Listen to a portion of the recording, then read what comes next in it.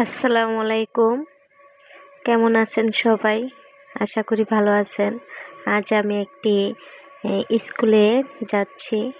সেটা হলো বড় পাউলিয়া স্কুল। ওইখানে আমার আজকে সাব ক্লাসটা ট্রেনিং ছিল। আর আমি এই স্কুলে কখনো আসিনি, আর আসা হয়নি, এখন এই স্কুলটা দেখা হয়নি। স্কুলটা কেমন যা আমার দেখা যাচ্ছে, আমার বান্ধবী আসতেছে, ওর সাথে আমি একসাথে ডিপিএড ট্রেনিং করেছি।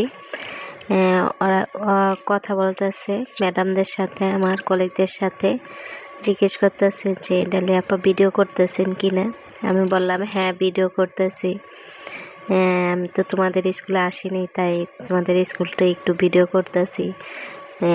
আমি আবার ওদের স্কুলটা হলো দোতলা, আমি আবার নিচতলায় সব দিকে ভিডিও করতেছি। এটা হলো নিচতলা হলো খোলামেলা। আমরা উপরে দোতলায় উঠে গেলাম। দোতলা উঠে আমি পুরা বারান্দাটার ভিডিও করলাম। ওদের সুন্দর করে পেন্টিং করেছে, অনেক সুন্দর বর্ণ দিয়ে ফুল, বাইরে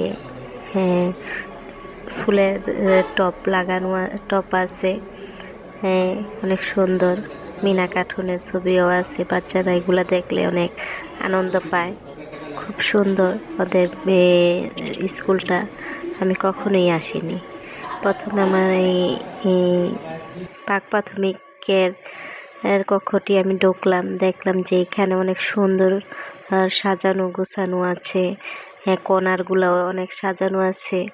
আমি আবার আমার কলিগ এবং ম্যাডামকে বললাম যে দেখেন কত সুন্দর করে কর্নারগুলো সাজানো হয়েছে, অনেক সুন্দর।